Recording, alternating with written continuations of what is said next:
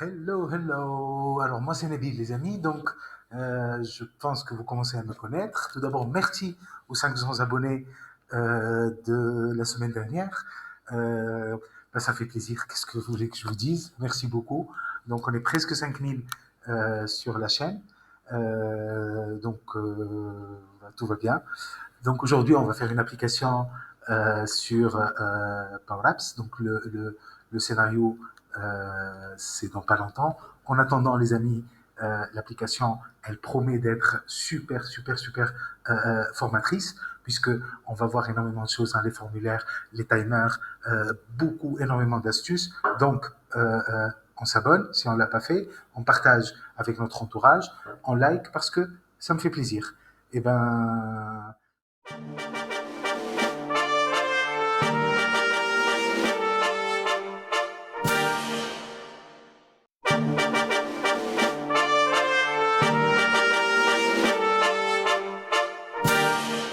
le développement d'une application d'enquête sur Power Platform. Elle est destinée à évaluer la qualité de service de notre cantine.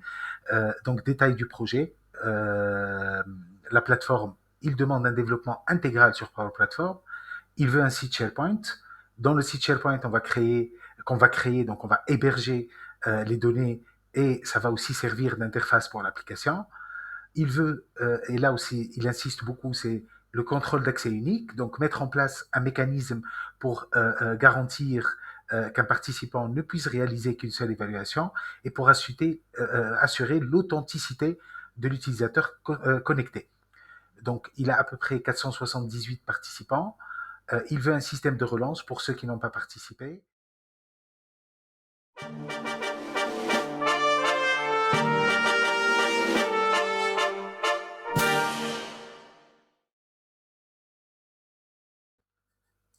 Donc, rapidement, les amis, je vous présente le site sans m'attarder hein, sur le site. Donc, on a fait esthétiquement un truc plus ou moins joli. Alors, je vais vous montrer ça rapidement. Voilà. Donc, on clique là, on clique. Donc, nous sommes sur le site que nous avons conçu. L'idée vous voyez, un site SharePoint, ce n'est pas que ringard, ça peut être aussi joli. Donc ici, bon, c'est un peu une image qu'on a développée. Pour participer à l'enquête, ils vont cliquer sur ce bouton-là, donc on va l'activer une fois que l'application est prête. Et à côté de cette photo-là, on va mettre l'interface de l'application pour avoir une vue sur les résultats. Alors rapidement, c'est notre liste. Donc, il y a un titre, il y a un collaborateur qui est une colonne personne, d'ATR, la mesure de sentiment et les mots-clés. Donc, on va introduire un peu d'intelligence artificielle. Vous allez le voir au fur et à mesure. Donc, l'évaluation des repas, l'avis sur les repas, l'évaluation du service, l'avis sur le service. Donc, les différents critères que nous allons évaluer. Donc, il y a l'évaluation quantitative avec une note et un commentaire à mettre en place. Et on va mettre des règles pour dire, voilà, si la note elle est inférieure à 4, le collaborateur il est dans l'obligation de nous mettre un commentaire avec un minima 50 caractères pour qu'on puisse comprendre exactement les raisons de son insatisfaction. Et enfin, il y a le score MPS avec le commentaire global que le collaborateur va remplir. Donc notre liste elle est toute simple et donc sur ce on ne va pas tarder, on va tout de suite démarrer le développement de l'application.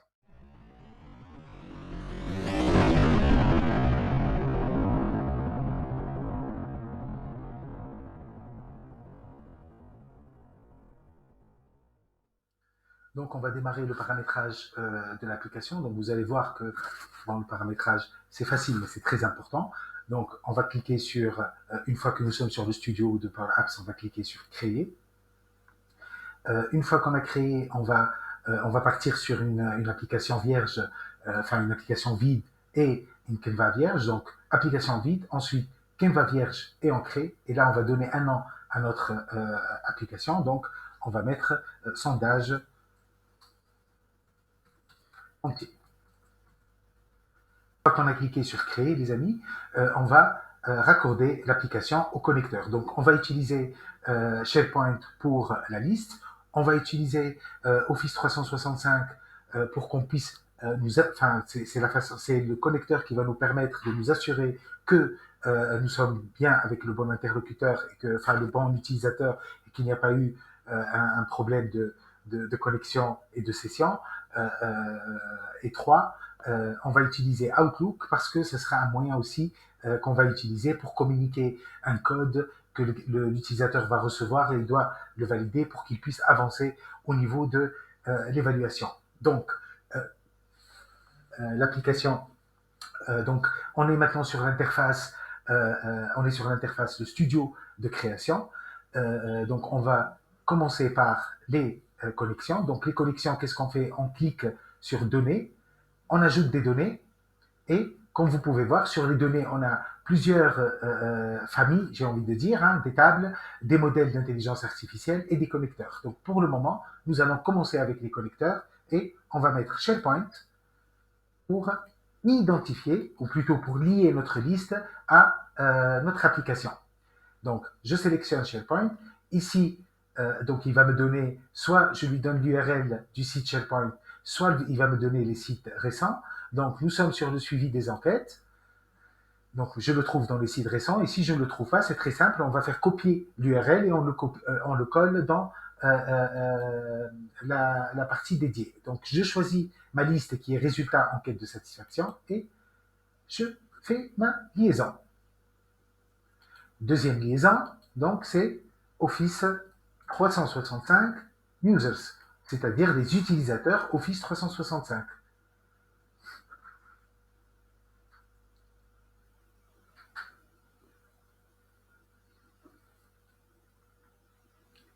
Et enfin, nous allons ajouter Outlook, puisque c'est une connexion que nous allons ajouter. Donc, le temps que mes sources finissent de se charger, de toute façon, moi, de mon côté, je peux avancer. Donc, comment on va imaginer l'architecture de notre application? Premier écran, c'est un écran de chargement. C'est l'écran où nous allons vérifier est-ce que l'utilisateur qui est connecté, est-ce qu'il a déjà répondu ou pas à l'enquête. S'il a répondu, nous allons l'arrêter au niveau de cet écran. S'il n'a pas répondu, nous allons mettre en place un transfert vers l'écran suivant de manière automatique. Donc, l'écran suivant va être un écran où nous allons vérifier le fait que le propriétaire de la session est bien la personne qui est en train d'écrire. Et ensuite, un écran pour le formulaire et donc là où les utilisateurs vont évaluer la cantine et c'est tout. En fait, ce sont les trois écrans que nous allons concevoir. Donc, je vais créer trois écrans. On a déjà un écran, on va toucher un deuxième et puis un troisième.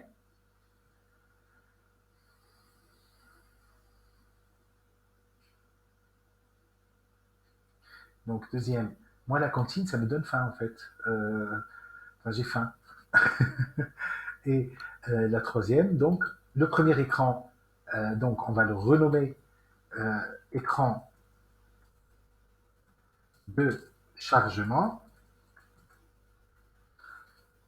Ici, on va renommer écran de, comment on appelle ça, d'identification.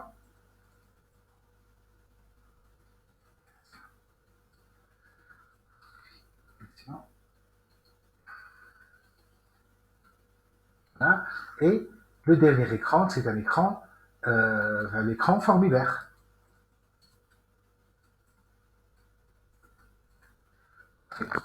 Donc, maintenant, pour une question d'harmonie, nous allons mettre des en-têtes à tous les écrans. Donc, l'en-tête, donc il va falloir télécharger, ou plutôt modifier les paramètres de l'application pour justement ajouter ces en-têtes. Donc, qu'est-ce que je fais? Je pars sur fonctionnalité à venir. Dans la partie aperçu, je vais chercher contrôle moderne. Donc, voilà, contrôle était moderne, je les active et à ce moment-là, je les ai et après on va les voir. Donc, pour général, on va enlever cette icône, on va faire notre belle image que je vous ai montré tout à l'heure. Donc, c'est elle que nous allons utiliser pour notre application et nous allons donc on vérifie que l'enregistrement automatique il est activé et nous pouvons quitter puisque on n'a pas besoin d'enregistrer. Donc vous voyez bien ici dans les contrôles, dans le choix des contrôles, nous avons la partie moderne qui en fait la partie moderne qui a été ajoutée. Donc je vais venir ici et je vais ajouter en tête.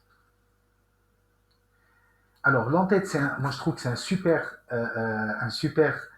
contrôle. Alors, qu'est-ce qu'il contient? Il contient essentiellement trois propriétés.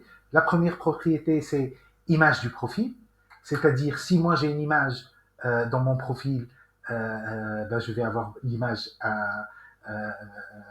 là-bas. Et si je ne souhaite pas, en tant que sur l'application, afficher l'image, parce que là, on n'est pas sur une application dédiée sur les personnes, mais plutôt sur la cantine, donc je vais désactiver ici la partie image de profil. Donc, on part sur le deuxième élément, ou la deuxième propriété de ce contrôle, c'est le titre. Comme vous pouvez voir, avant même que j'écrive quoi que ce soit, il prend systématiquement le nom le titre prend systématiquement le nom de l'écran et c'est quand même sympa si on est pressé pour faire une solution très rapide. Donc ensuite, sur la partie logo, nous allons ajouter la même image que nous avions mis pour le site SharePoint et nous avions mis comme logo de l'application. Alors comment on fait dans Power Apps pour ajouter une image? Ici sur la partie gauche, nous avons un contrôle qui s'appelle Média. Donc on clique sur Média, Charger, et nous choisissons dans notre OneDrive, dans le disque dur, enfin là où on a l'image que nous souhaitons charger, nous cliquons deux fois et le chargement va être effectué.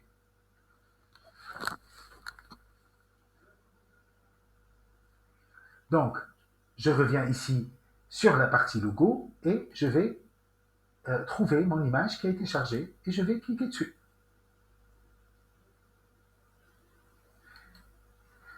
Et donc, ça prend 2 petites secondes, le temps que ça charge. Voilà. Donc, si je mets ici, on va voir notre belle image. Elle est sympa, comme un logo, donc tout va bien.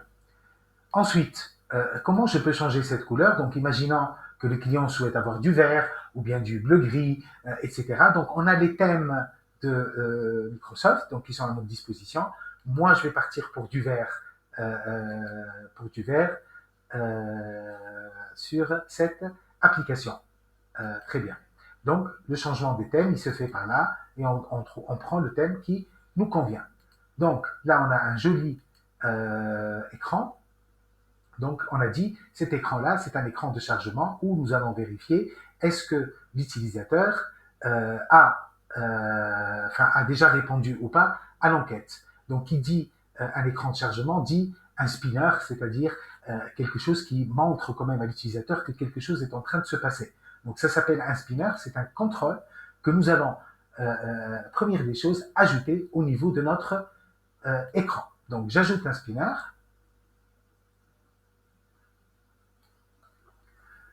Voilà. Et là, on va l'informer que... Donc, on va mettre une phrase sur la partie... Donc, je sélectionne mon spinner et je pars sur label pour lui donner un label, c'est-à-dire une écriture qui va avec. Et on va lui dire, donc, je sélectionne mon spinner, soit je prends l'étiquette ici dans les propriétés, soit dans cette partie-là, je vais choisir label. Très bien. Alors, qu'est-ce qu'on va dire? Nous sommes sur le point de vous diriger vers votre écran.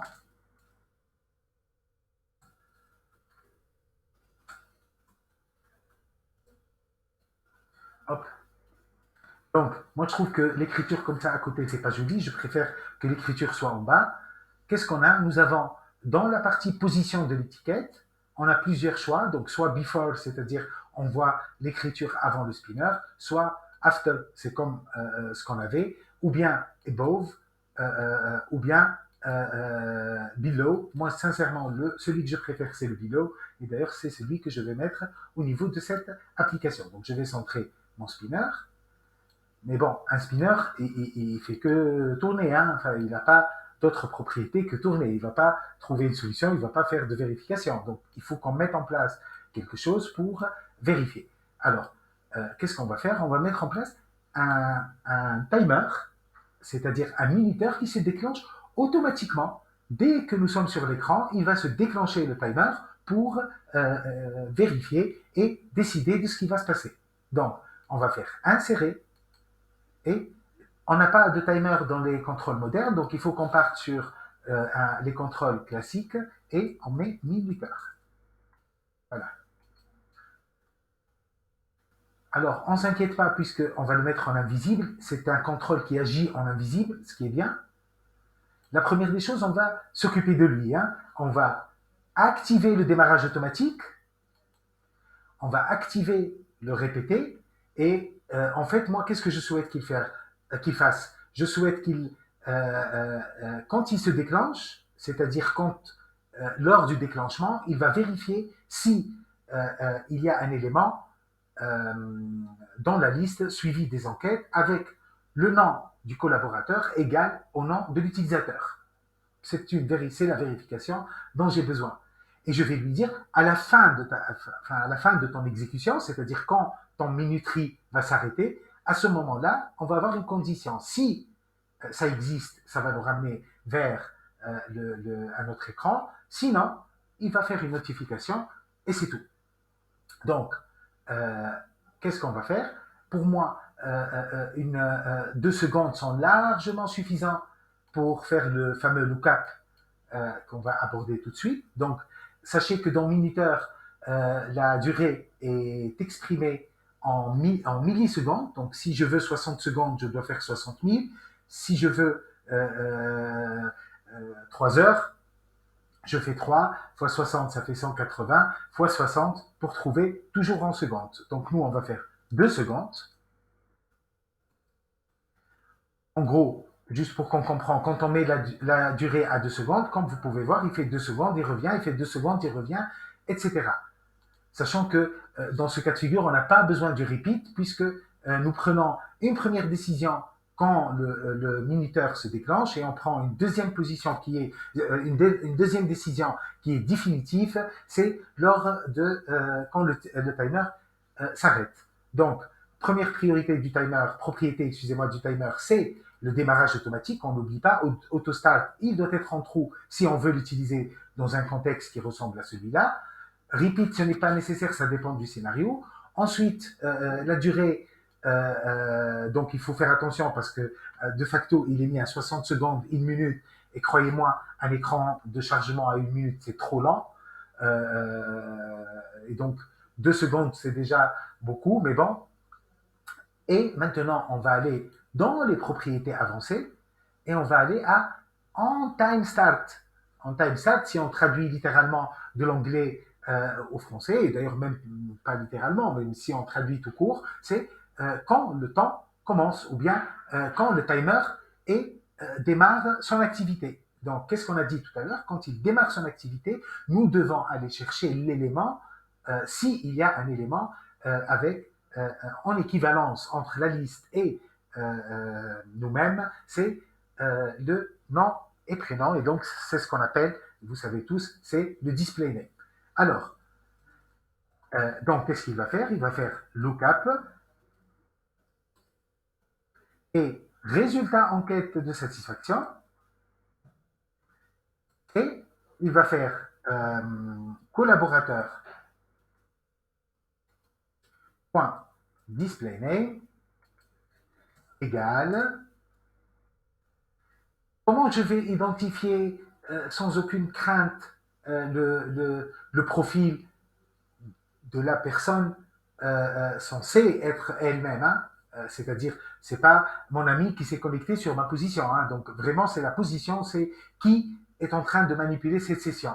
Ben, c'est très simple. Tout à l'heure, comme vous avez vu, nous avons ajouté une connexion qui s'appelle Microsoft 365 utilisateur. Et ben, il y a une fonction qui s'appelle My Profile qui va nous permettre de déterminer le profil de l'utilisateur. Donc, je pars sur Office 365, je choisis My Profile, voilà la fonction, et je ferme et je lui dis Display Name, puisque nous sommes en train de comparer des noms à des noms. Parfait. Alors, le problème, c'est que s'il garde cette information en timer stat, moi, j'ai pas besoin. J'ai besoin de l'utiliser, de la comparer, cette fonction. Donc, qu'est-ce que je vais faire? Je vais lui demander de me la transférer comme une variable, c'est-à-dire c'est un élément que nous allons créer nous-mêmes, remplir et vider à chaque fois selon l'usage. Et donc, je vais lui dire set. Pour écrire une variable, c'est set. Je donne le nom de la variable, donc moi je vais l'appeler variable utilisateur. Tu peux l'appeler Sandrine, tu peux l'appeler ce que tu veux, hein, mais bien évidemment, il faut le nom, un point virgule, et ensuite l'expression qui va définir qui est Sandrine, ou qui est Jean, ou qui est X, ou qui est Y. Donc là, on a une variable qui s'appelle var utilisateur, qui donne toutes les informations existantes sur Office 365 à nos usagers. Parfait. Donc ça, c'est quand le temps a démarré. Donc quand le temps a démarré, il est parti vérifier s'il y a un élément ou pas. Donc, s'il y a un élément, qu'est-ce qu'on va faire? On va juste l'informer et l'inviter à se déconnecter et il n'ira pas plus loin. S'il n'est pas, s'il a zéro, c'est-à-dire le nombre de lignes ou bien la recherche elle est vide, à ce moment-là, je vais bien évidemment le diriger vers l'écran suivant qui est l'écran d'identification. Donc, qu'est-ce que je vais faire? Je vais partir dans la partie maintenant en timer end, c'est-à-dire quand le temps est fini. Mais faites attention, hein, il ne se passe pas des siècles. Rappelez-vous bien, nous avons planifié notre timer sur 2 secondes. Donc, qu'est-ce qu'on va dire? On va dire, donc,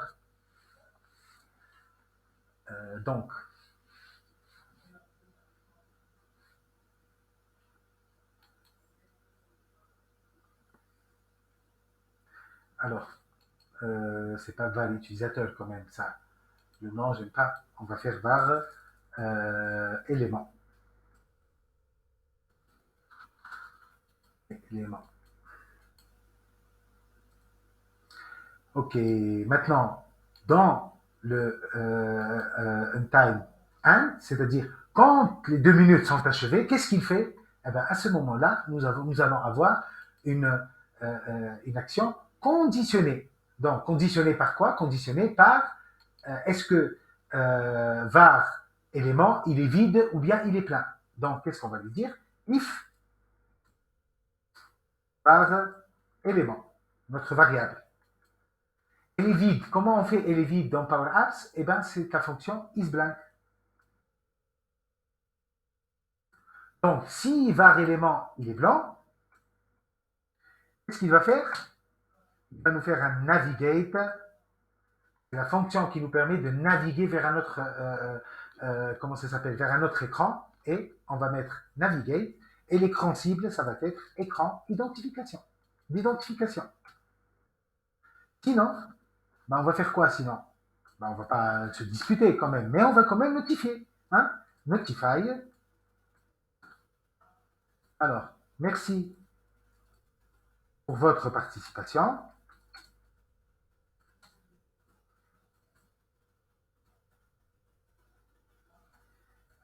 Mais vous n'êtes pas. Mais pour votre participation, alors vous avez déjà répondu à l'enquête en question. Et je ferme ma. Donc c'est le texte que nous allons afficher. Alors la fonction Notify, ce qui est intéressant dans la fonction Notify, c'est que on peut afficher un type de notification. Est-ce que nous sommes sur un type erreur? Est-ce que nous sommes sur information? Est-ce que nous sommes sur succès? Alors là, on n'est pas du tout sur un succès. Moi, je vais partir sur notification erreur. En gros, la couleur de la notification va changer selon la classification qu'on va mettre. Hein. Et ensuite, on va lui demander de nous laisser ça pendant 3 secondes. Et je fais. Et donc, moi,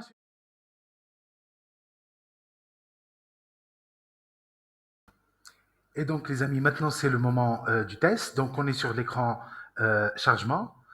Bien évidemment, si on part sur la liste suivie des enquêtes, elle est vide.